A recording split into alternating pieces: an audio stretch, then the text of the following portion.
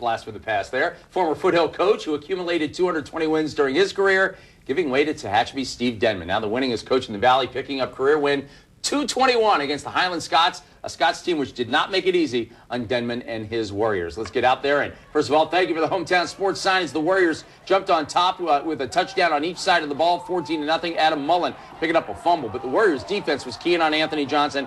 That's always a good idea. Later second quarter, Johnson going to Sean O'Leary, who makes the catch. O'Leary's been dependable all year long, getting down at about the 5-yard line. Johnson, meanwhile, would do the rest from here. So suddenly a 14-0 game, 14-6. The Scots would miss the extra point. And that was your score at the half, and that's your entertainment for halftime, I guess. All right, meanwhile, late third quarter, Warriors throw into the end zone, knocked away at the last second right there by Armando Garza.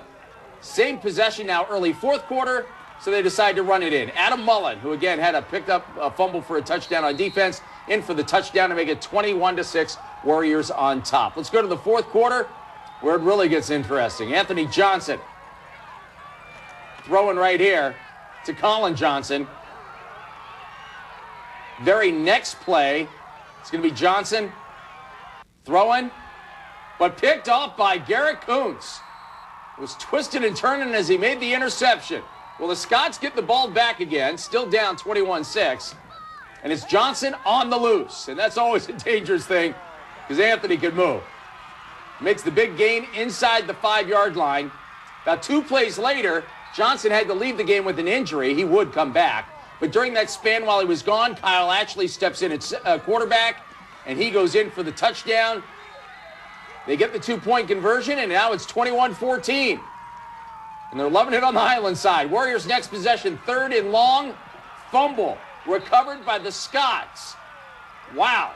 So now Highland facing a 4th and 15, trailing by 7, and Johnson looking, rolling, buying time, makes the connection, and that's a first down, we think. Hold on. Penalty against the Scots, and guess what? Loss of down as well. First down to Tehachapi. Ball goes over to the Warriors. Scots eventually get one final shot deep in their own end zone. And this pass intercepted by Jeff Waldron playing center field. And the Warriors would run out the clock as they go on to win this one over the Highland Scots by a final of 21-14.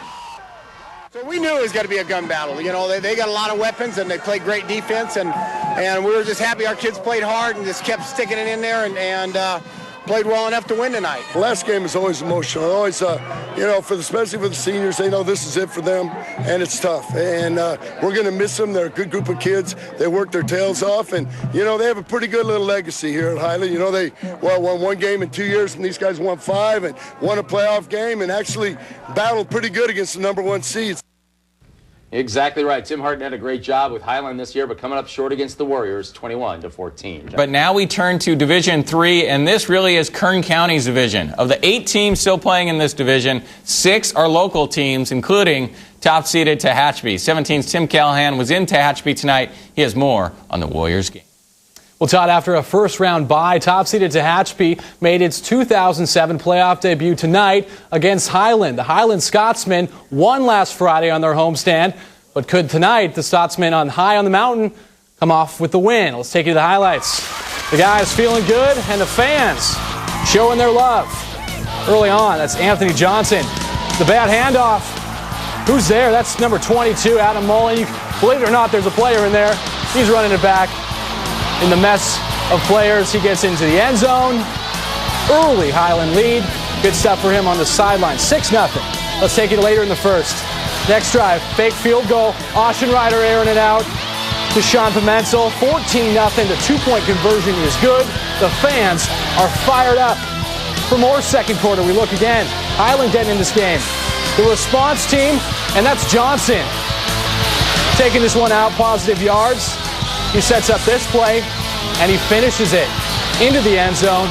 Highland on the board, 14-6. That's Ryan Matthews, Westside grad, showing his love tonight for Tehachapi.